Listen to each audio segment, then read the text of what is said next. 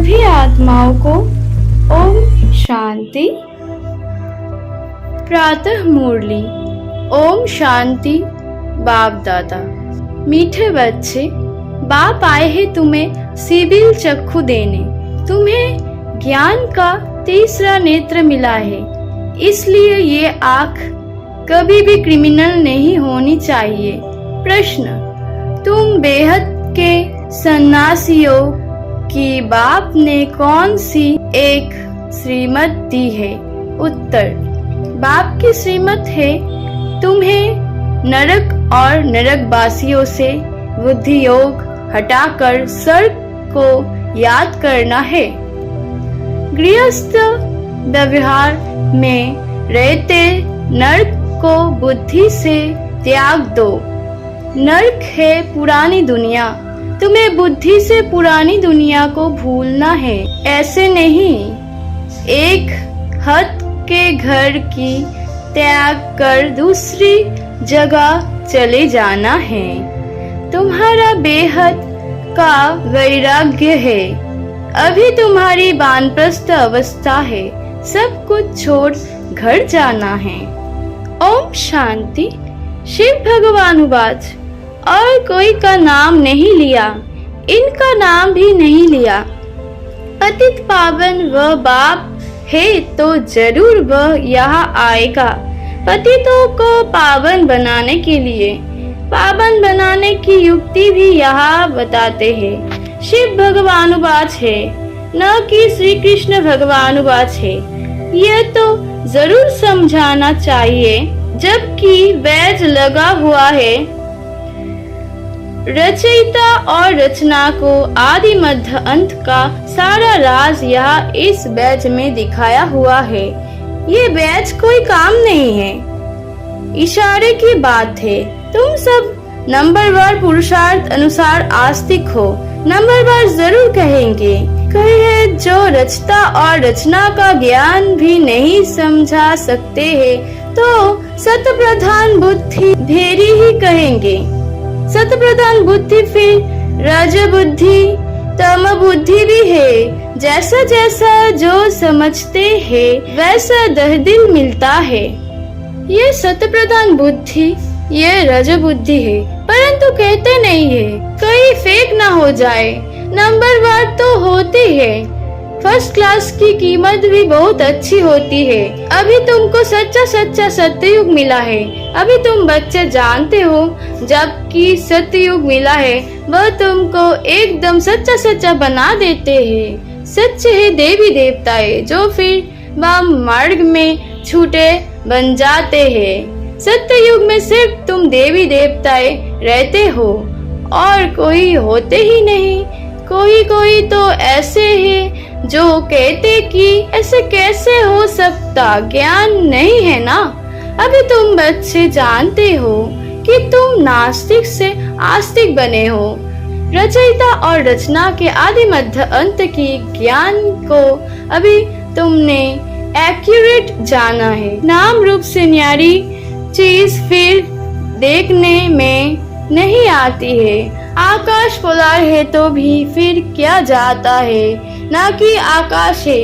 ये भी ज्ञान है, सारा मदर बुद्धि पर है। रचता और रचना की नॉलेज एक बाप देते हैं। ये भी लिखता है यह रचता और रचना की आदि मध्य अंत का ज्ञान मिल सकता है। ऐसे बहुत स्लोगान हैं। दिन प्रतिदिन नए नए पैदाश नए नए स्लोगान निकलते रहते हैं। आस्तिक बनने के लिए रचयिता और रचना का ज्ञान जरूर चाहिए, फिर नास्तिकता छूट जाता है। तुम आस्तिक बन बिख के मालिक बन जाते हो। यह तुम आस्तिक हो, परंतु नंबरवार पुरुषार्थ अनुसार। जानना तो मनुष्य को है, जानवर तो नहीं जानेंगे। मनुष्य ही बहुत ऊंच है, मनुष्य ही बहुत नीच है। इस समय कोई भी मनुष्य मात्र रचता और रचना की नॉलेज को नहीं जानते हैं। बुद्धि पर एकदम गोदरेज का ताला लगा हुआ है। तुम नंबरवार पुरुषार्थ अनुसार जानते हो कि हम बाप के पास विश्व का मालिक बनने के लिए आए हैं। तुम 100% परिधि में रहते हो। परिधि भी है, फीस भी है, पासपोर्ट भी है, आशीर्वाद देते हैं ना। परंतु ये अक्षर भक्ति मार्ग के है। ये लक्ष्मी नारायण तो तुम पढ़ाई से बनते हो, पढ़कर फिर सबको पढ़ाना भी है। स्कूल में कुमार कुमारियां जाते हैं पढ़ने के लिए, इकट्ठे होने से फिर बहुत खराब भी हो पड़ते हैं, क्योंकि क्रिमिनल आई है ना। क्रिमिनल आई होने का कारण पर्दा लगाते हैं। वहाँ तो क्रिमिनल आई होती ही नहीं, तो घूंघट करने की भी दरकार नहीं। इन लक्ष्मी नारायण की कभी पर्दा लगाते देखा है? वहाँ तो कभी ऐसे गंदे ख्यालात भी ना आए। यहाँ तो है ही रावण राज्य। ये आंखें बड़ी शैतान है। बाप आकर ज्ञान के चक्षु देते हैं। आत्मा ही सब कुछ सुनती बोलती है, सब कुछ करती आत्मा है। तुम्हारी आत्मा सभी सुधर रही है। आत्मा ही बिगड़कर पाप आत्मा बन गई थी। पाप आत्मा उनको कहा जाता है जिसकी क्रिमिनल दृष्टि होती है। वह क्रिमिनल आई तो सिवाय बाप के और कोई सुधर न सके। ज्ञान की सिविल चक्षु एक बाप ही देते हैं। ये ज्ञान भी तुम जानते हो। शास्त्र में ये ज्ञान थोड़ी ही है। बाप कहते हैं ये वेद शास्त्र उपनिषद आदि सब भक्ति मार्ग के हैं। जब तब तीर्थ आदि कुछ भी करने से मुझे कोई मिलती नहीं। ये भक्ति है जो आधा कल्प चलती है। अब तुम बच्चों को ये संदेश सबको देना है। आओ तो हम तुमको रचयिता और रचना की आदि मध्य अंत का ज्ञान सुनाए, परमपिता परमात्मा की बायोग्राफी बनाए। मनुष्य मात्र तो बिल्कुल जानते ही नहीं, मुख्य अक्षर है ये। आओ बहनें और भाइयों, आकर रचयिता और रचना की आदि मध्य अंत का ज्ञान सुनो, पढ़ाई पढ़ो, जिससे तुम ये बनोगे। ये ज्ञान पाने से और दृष्टि चक्र को समझने से तुम ऐसे चक्रवर्ती सत्ययुग के महाराजा और महारानी बन सकते हो। ये लक्ष्मी नारायण भी इस पढ़ाई से बने हैं। तुम भी पढ़ाई से बन रहे हो। इस पुरुषोत्तम संगम युग का बड़ा प्रभाव है। इनमें भी ऐसे है, कोई तो झट आकर तुम्हारी सुनेंगे, अच्छी रीति पढ़ेंगे, कोई समझाते ही नहीं। नंबर पर माला के दाने बनते हैं। मनुष्य शक्ति मार्ग में माला सिमरते हैं। ज्ञान कुछ भी नहीं है। गुरु ने कहा माला फेरते रहो, बस राम राम की धुन लगा देनी है। जैसे बाजा बजते हैं, आवाज बड़ा मीठा लगता है, बस बाकी जानते कुछ भी नहीं। राम किसको कहा जाता, श्री कृष्ण किसको कहा जाता, कब आते हैं, कुछ भी जानते नहीं। श्री कृष्ण को भी दापर में ले गए हैं। ये किसने सिखाया?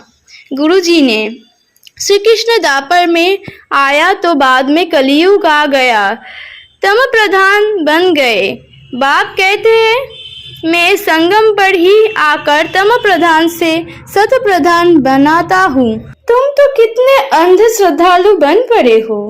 बाप समझाते हैं जो कांटों से फूल बनने वाले होंगे वो झट समझ जाएंगे, कहेंगे ये तो बिल्कुल सत्य बात है। कोई कोई लोग अच्छी रीति समझते हैं तो तुमको कहते हैं कि तुम बहुत अच्छा समझते हो। 84 जन्मों की कहानी भी बराबर है।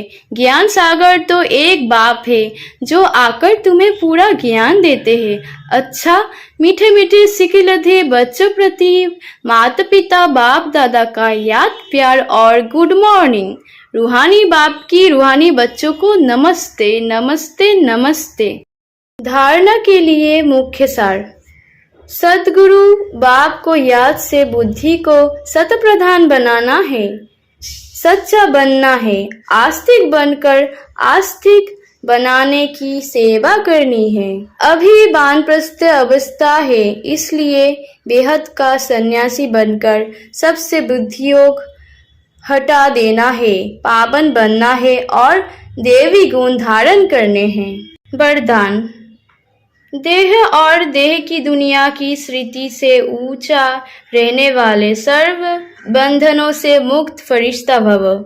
जिसका कोई भी देह और देहधारियों से रिश्ता अर्थात मन का लगाव नहीं है, वही फरिश्ता है। फरिश्तों की बाप सदा ही धरनी से ऊंचे रहते हैं। धरनी से ऊंचा अर्थात देह भान की स्थिति से ऊंचा।